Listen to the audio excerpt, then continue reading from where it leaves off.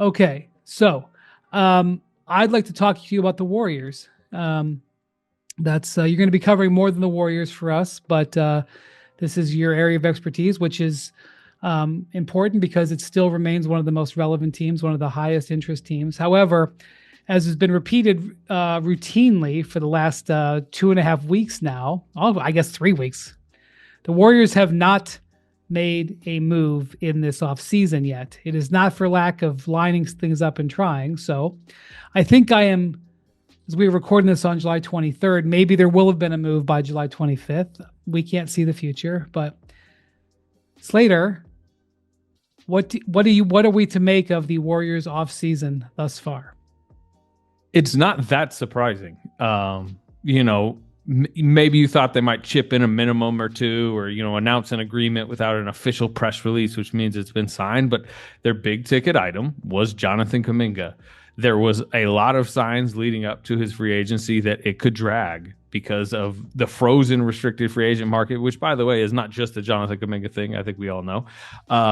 But there's a lot of scar tissue in the relationship. There's a lot of dynamics at play. There's a lot of CBA mechanisms and reasons that we are sitting here on July 23rd. And there's been somewhat movement. There's I would categorize the Warriors this week, and we are talking on Wednesday. Again, people may not be listening until Friday, but I would categorize the Warriors this week as more motivated to get something done with Jonathan Kuminga and attempting to move the ball down the road a little bit. And I've always felt that the most likely scenario was a Kuminga reunion for various reasons. But it's still stagnant July 23rd for various reasons too that go back. It really goes back 4 years. I mean, it's a 4-year story with Kuminga, and I don't know how deeply you want to get into it, but that's why they're stagnant, because of Jonathan Kuminga's situation. Yeah, you authored many stories about this rocky relationship for The Athletic over the years. Some of them were co-authored with our colleague again, the ESPN, Shams Charania, where, I mean, there was sort of a legendary story where Kuminga was quoted. Were you on that story with Shams? Yeah. There was two.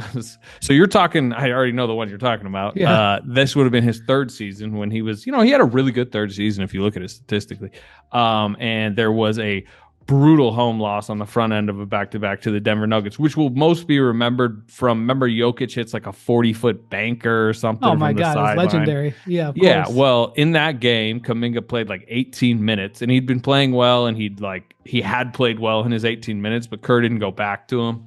And it was a buildup of frustration of him not breaking through, of him, feeling the career moment, feeling his game getting to a level where he was waiting for a breakthrough.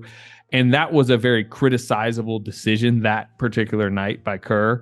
And in the middle of the back-to-back, me and Shams dropped a story where, it was basically Kuminga losing faith in Steve Kerr. He was quoted. Was he quoted? It was. So he was quoted the next night about it because, again, front end of a back-to-back. They then play the next night. Kuminga plays like a career high in minutes. He's awesome. They beat the Raptors. I remember. And then post-game, he gets into great detail about how him and Steve had a meeting that morning and kind of discussed their, I guess, lack of communication at times. And it almost 24 hours later was viewed as hey, maybe this is a positive. And again, he actually finished that season, at least regular season, decently. But that's like one chapter of about 19 in this saga. We don't have to go chapter and verse, but long story short, Kuminga and Steve Kerr have had a rocky relationship. And I don't know if he was the centerpiece of the two timelines, he and James Wiseman, but he certainly was a big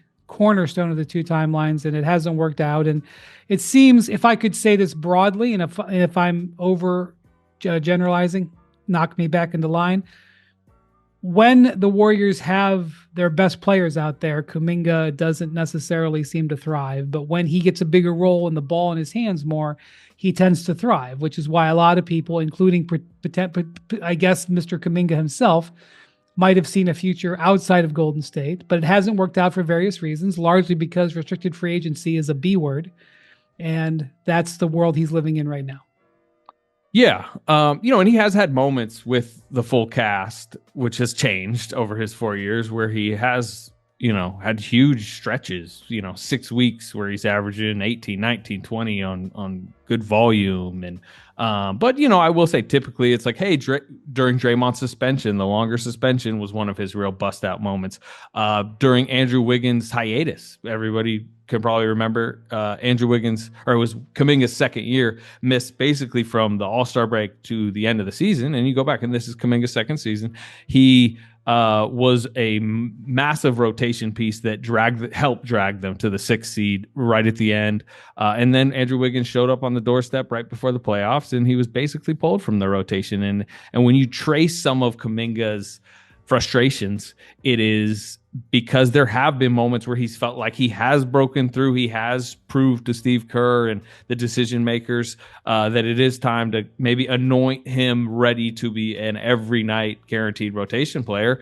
And there just hasn't been as much of a trust and belief and backing, and, call it immature, for a young player. But I think that often leads to his, bad transition defense, which can frustrate Kerr, lack of, physical rebounding, nights where he's kind of jogging up and down the floor and floating to the corner because when he doesn't feel that backing, has a mindset of like, all right, y'all just want me to, get out here and, not make a mistake because you're going to pull me if I make a mistake. So let me float to the corner. And again, I think that showed itself again at the end of his 4th season where they put him, in my opinion, in a very tough spot during the Rocket series. After pulling him, there was a couple times they had to plug him in, right? Remember, Jimmy Butler misses Game 3 at home, and they start him after keeping him out of the rotation. He played 11 minutes. He played hard. He made some mistakes. He'd been on ice. And then Game 7, remember, they lose the 3-1 lead. It's 3-3. He had a couple bad moments in Game 7, but that was like a really kind of difficult environment to be thrown in. And, with Jimmy Butler there, which goes back to your earlier point about like the full cast, particularly the Jimmy Butler, Steph Curry, Draymond Green full cast, it is kind of a misfit. But he would flip it, and you can flip the mindset where it goes, okay, Steph Curry tweaks a hamstring, and all the guys that you could say the Guy Santoses of the world who might play better as a 4th or 5th guy in the lineup and might, help get a hustle rebound and get back in transition and do that type of stuff. Well, guess what? When Steph Curry strains a hamstring, you can't go, hey, all right, take the ball, take Naz Reid off the dribble, score 20 tonight. Right. And it's like, well, that's valuable. And that will be valuable next season, won't it? I mean, let's say Al Horford is in tow, and clearly that's the Warriors' plan. We'll see if it's executed. But that would make 4 of their starters 35, 35, 37, 39. Al Horford doesn't play back-to-backs. We know some of the injury and the I don't want to say coasting that some of the other stars do, but you throttle up and throttle back during the regular season. They're going to need scoring. They're going to need athleticism. They're going to need pop during an 82-game regular season. And I think lost in a lot of what's going on right now with Kuminga is people aren't talking about how much I believe in a lot of people, including some in the Warriors, front office, even some in the team believe like he is needed at times. Will he be potentially minimized and benched in Game 5, Game 6 of the second round? Sure. That could, again, it could happen. Steve Kerr, gets to a moment where he just needs like defense and hustle and this, and he goes away from him. But guess what? Jimmy Butler misses 2 weeks next season. You need a scorer. You need a 5th-year, 6'7" wing who's going to go to the rim, because there's other flaws on their roster that very much show themselves when one of their scorers is out. They've also tried to trade him a couple of times that I'm aware of. They tried to trade him. They tried to trade him for Kevin Durant midway through this last season. They tried to trade him for Paul George last summer when they ended up not, the Clippers basically wouldn't agree to the trade. God knows how many other times he's been in discussions, but like at least 2 times to try to trade him for a star player. I'm sure there were discussions with him and Jimmy Butler. He ended up not being in that deal. Obviously, ended up being Wiggins, the big name in the deal. But the Durant trade, this deadline's very important here, because you go back to last summer and there's a lot of even angst now, I'd say, about like he was extension eligible last summer, right? And it doesn't get done. Part of the reason it doesn't get done, and sure, the way it's been put to me is there was never any offers on the table. There was some dancing around of like, word, as the word offer is a tough word for media to use, whether it's trade or contract, or offering the job to a head coach. The word offer is a difficult word. I think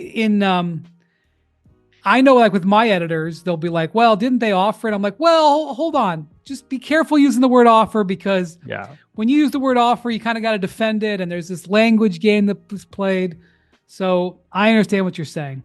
Yes. So what's important there, though, is part of the reason that the Warriors were hesitant to extend Kuminga last summer. And, while, numbers were discussed, and I think Jalen Johnson getting 5 years, 150 gave a target that obviously Kuminga and their his representation, they had ambitious, thoughts about what it could be. I'm of the belief, and I've been told, that they would have taken 5 for 150 if it was ever on the table. It wasn't on the table. And part of the reason the Warriors didn't necessarily want to put an offer on the table and never actually did put a firm, sign on the dotted line type offer on the table is because it would have poison pilled his contract. And they were very much in flexibility mode because they wanted to be able to trade him. And if you sign him to that deal, he's nearly impossible to trade last season. And as you mentioned, they almost traded him for Kevin Durant, which, by the way, I think I think the Warriors, you could argue whether it's better that they got Butler or Durant, but I'll tell you where Jonathan Kuminga wouldn't mind being right now, an extended member of the Phoenix Suns, but which was probably their plan if they had gotten that deal done. And let me just say that when it comes to poison pill, just so our listeners know what that is, because it's a little bit of an obscure reference. Yeah, if you have signed a contract, if you're in your rookie deal, and you're in your third year, you're going into your fourth year, and you sign a contract, you become much harder to trade. I'm not going to get into the chapter and verse of it because I'm afraid I'll make a mistake and then I'll have to retract something, and Bobby Marks will have to answer for me. But you become harder to trade. But by the way, isn't that also an issue for this year? Not so much the poison pill, but base year compensation, another terrific CBA term that everyone has to go to their dictionary and look up. Yeah, but just in general, even if they sign him, I think there's a as they're negotiating, I'm not saying they would announce this, but as they're negotiating, they're thinking we want to sign him to a contract that we might be able to trade. I feel comfortable saying both sides, as they're working through this right now, are discussing the idea of having, tradable contracts with the understanding that if you have to have him to at least January 15th, which you would if you signed the contract, he could bust out and be a 22 point per game scorer that they don't want to trade. Situations changed in the league, as and certainly situations can change into January. But I think both sides are comfortable if a deal is eventually done, which I think the qualifying offer's on the table. I think which is $8 million, right? Yeah, 7.9. I think a drawn out process that ends several ways is still on the table, but if a compromise contract, I've been calling it, happens, that is definitely going to be with the understanding that it possibly could get traded come January, February. So, and if you take just for the listeners, if you take the qualifying offer, it means that you get a no trade clause automatically. Yep. For reasons I won't get into. If you get traded, you lose your bird rights. That's why you get a no trade clause. Complicated. You lose the potential to re-sign with your team, basically, and basically you destroy your relationship. There's been a few cases, and first off, qualifying offers are relatively rare, and even more rare are guys who take the qualifying offer and then stay with their team long term. I have maybe seen it 2 or 3 times in 23 years, where a guy. First off, I have only seen a couple dozen qualifying offers. That's pretty rare. Anyway, the reason I wanted to go over all this is because when I have Q&As on social media, which I do this time of year, I get a ton of questions about Jonathan Kuminga. There's a lot of Warriors fans out there who are highly engaged, don't have anything to talk about, and they want to know with Kuminga. So thank you for breaking this down. To shift into some other Warriors topics, Steph gets the hamstring injury in the series against the Wolves. We'll never know what would have happened if he didn't get that injury. The Wolves were playing pretty good basketball at that point. The Warriors had been through the tough series with the Rockets where they pulled the quote-unquote upset, although they were favored in that series, weren't they? Yeah, pre-series they were like slight favorites. Yeah. So, but still, they did without home court advantage. going upset the Rock. Well, I don't know if they might have been favored in game 7 too, but still, if you're on the road for game 7, it's hard to call you a favorite, but they win that game. And so what did you think the chances for the Warriors were had Steph not gotten hurt in that series? It probably would have been somewhat of an uphill climb. Internally, they're more confident than I would be, but internally they're often more confident than I am. I'm more of like kind of just like a skeptical by nature. But believing in Steph is not a hot take. I will say this: they were in a wrestling match in round 1 that took it out of them to the point that Steph would agree, and some people in their medical team would agree that there's a very likely chance that the war that they had in round 1 is what led to the hamstring. But I will say they're up 30-20 when he tweaks the hamstring. They win that game anyways. Right. And Steph, it was, how like game 1 of playoff series, and then the next round you're always like comparing it to the last round, and they were just talking about how much freedom they suddenly felt against Minnesota, and Steph was talking about how much easier it was for him to get going. And again, it was like 11 minutes of basketball. He had 13 points in 13 minutes in the first half of game 1. So it's tough to like tell him he's wrong, but it was such a small sample. Minnesota had played horribly. I think Anthony Edwards was like 0 of 10, 0 of 11 to start the game. If you look at their 3-point shooting, that's right. I remember that. It's not like you can just take those 13 minutes and go, that's exactly how it was going to play out. And Steph was going to score easily, and a sweep was on the way. But I will say, like, they will go to their graves believing they were going to win that series. Joe Lacob went on record, me and Marcus Thompson of The Athletic, when they got beat 4-1, we went into the little like courtside club with Joe Lacob right after, and he was like trying to contain himself from putting it on the record because they hate when they get hypothetical, right? Draymond even had a long thing about this. That they hate when, if somebody's going to say, well, Kyrie got hurt and Kevin Love got hurt in this and that. But Joe Lacob couldn't help himself. Well, Draymond contributes dramatically to the NBA discourse, and he's value add. But, he's known to, not necessarily see the whole 360-degree view of everything. But my point is, they think yes. I will say I think it was going to be a really fun series. The Warriors were going to get that game 1. It was at least going to be 1-1 going back, to Golden State, and they almost won game 3 anyways with Butler and Kuminga out of isolation, gets put in and plays well. I think at minimum it's 2-2 going back to Minnesota, and then it's a really fun 5-6-7 type series. Yeah, and I think the reason you can hold on to that is because you're up 1-0 without Steph. And you're up 1-0, and then if you had Steph, you had taken. They got home court advantage in that. They were by in Minnesota, winning game right? 1. So they took they won. Home court advantage. They took it. Yeah, 2 days after game 7. So again, I think it's probably 2-2 going back to Minnesota, and it could go either way. So we talked just recently on the podcast. What were they? Is 22-5 the number with Steph, Draymond, and Jimmy Butler? At one point, it was like 16-2.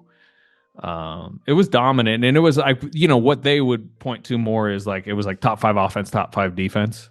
It was like subsection that screams contender from a rating standpoint, but it was an easy schedule.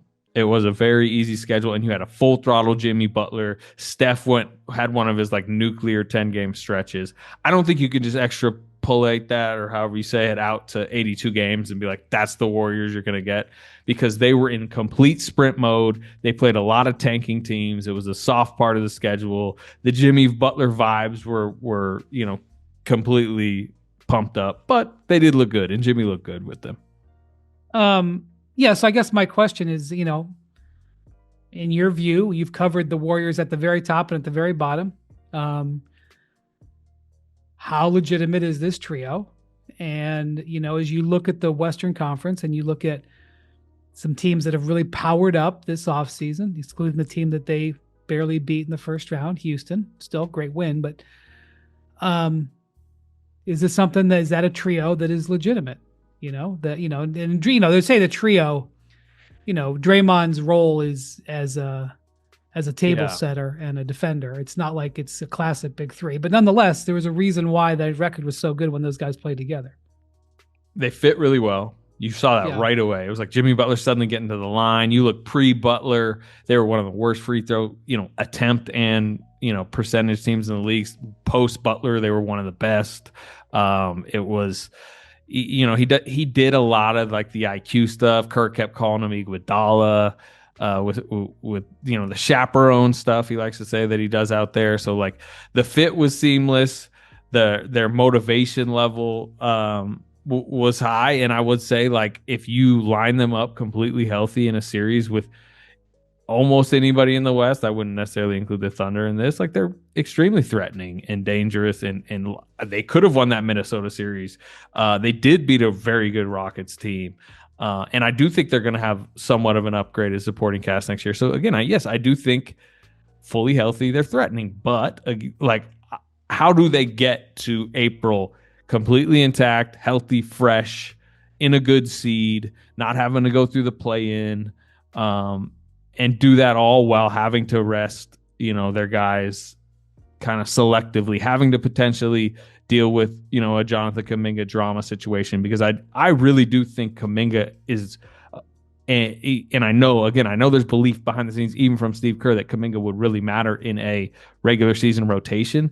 But how do they get him into a content, happy to be here type mindset for the regular season? Because if they don't have that, then, they're a hamstring tweak away, an ankle sprain away from having to chase uphill. And I do think that's part of why they faded in the playoffs, is because they were chasing uphill. Well, their playoffs really started like the last 2 weeks of the season because there was such a fight and scramble for the seeds. I say when Butler arrived, they started. Yeah, I guess that's true. Yeah, because they were in a hole. They were like 11th when he got there. That's right. Yeah. So yeah, I mean, I'll put it this way. I mean, Bontemps is sort of famous for tiering the teams. They're somewhere in that tier between 4 to 10. We can debate whether it's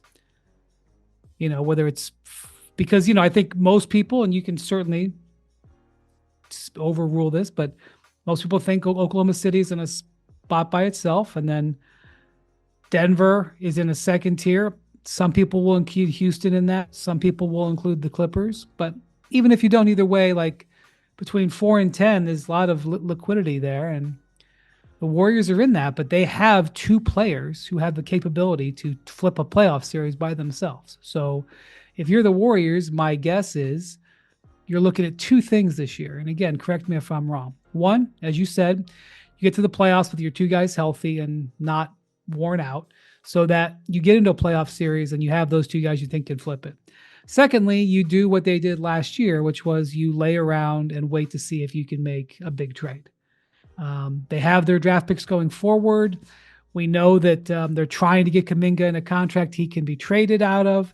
They have some other pieces. They have a bunch of medium-sized contracts on their team that they can move in and out of deals.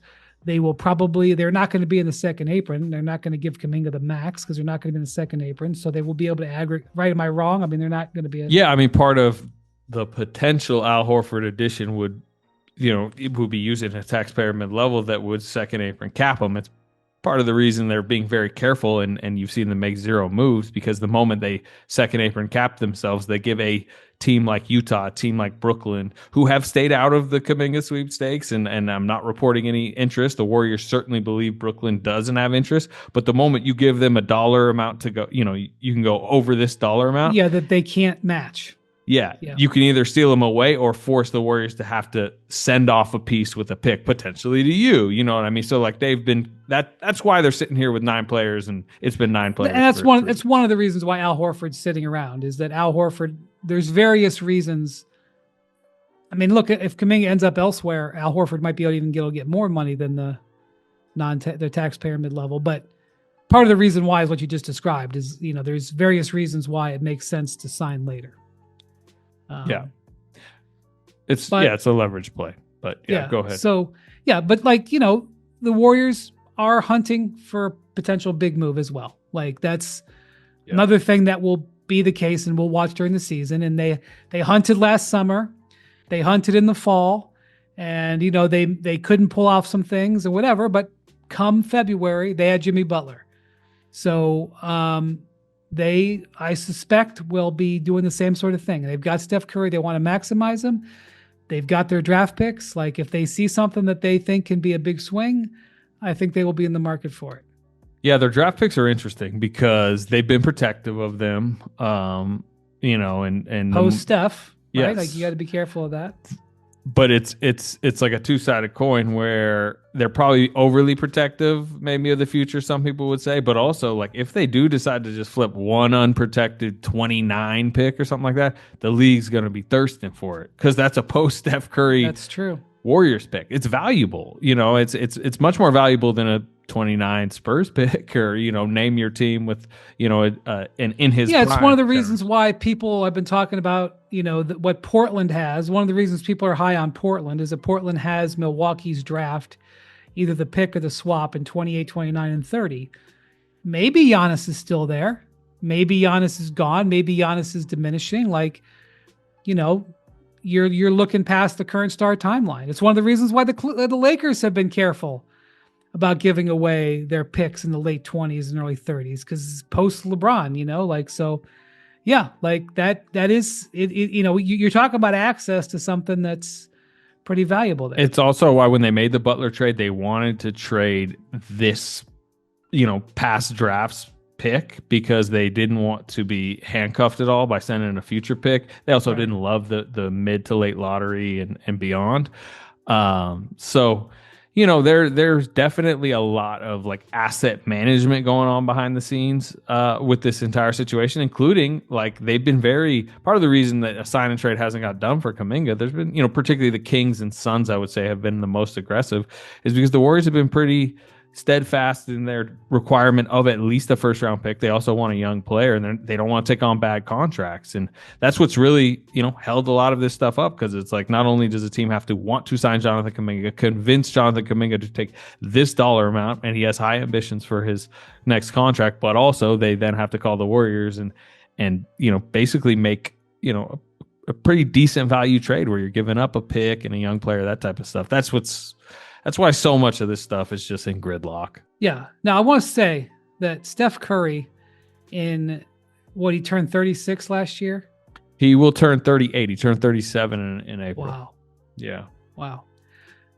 Last year, let me tell you what his stats actually. were. Let me tell you what his stats were last year. Yeah. He averaged 25 points a game. First off, he played 70 games. It's pretty good. Last 2 years, he's played 74 and 70. Averaged 25 points, 45% overall, 40% from three. You can pretty much write that down. 93% at the line, which was his second best free throw season of his career. Anyway, still averaged 6 assists. Still playing at a very high level.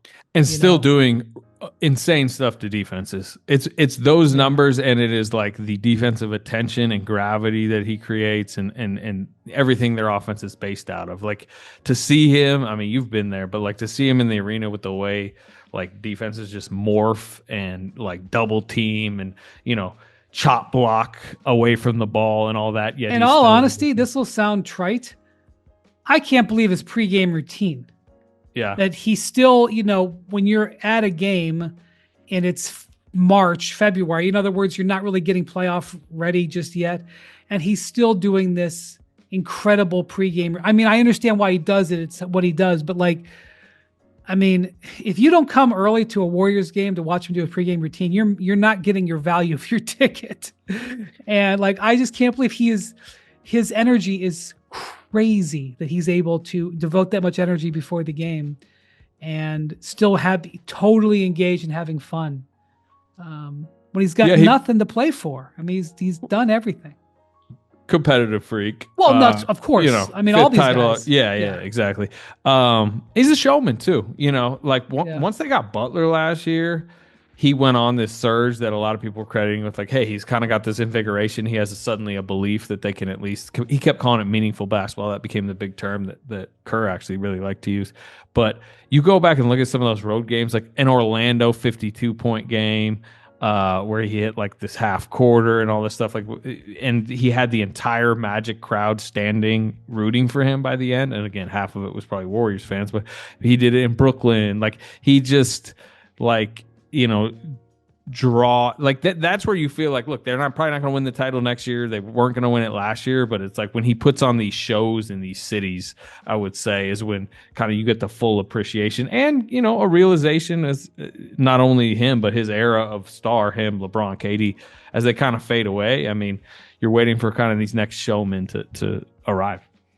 Yeah. I saw him play at the Garden this last year, Steph at the Garden. I mean, I was at the game. What year was it? 2012, maybe, when he had like that first like 57. That was the breakout one. That was the one. A Shumpert I saw on a something recently, basically talking about he was mad at, who was it? It was Raymond Felton, because he was on that Knicks team. He was saying he was mad at Raymond Felton because he said he should have been telling Felton, like, I got him, and he just let Felton have him. Steph scores 52, and his theory was like they unleashed the dragon because from there. Okay, so if it hadn't happened, then he was Steph like basically been out of the league. He was basically theorizing like if I just guarded him that night, he would have never arrived. Listen, I love Shump. I'm not saying a bad word about Shump, but yes, there was that night. It was like this feel of like, man, this is what the dreams are made out of, basically, with Steph. I mean, he had moments like that, at Davidson, but that was like a big moment. But anyway, yeah, he's still great, and we should treasure the nights that we still have with him, and treasure.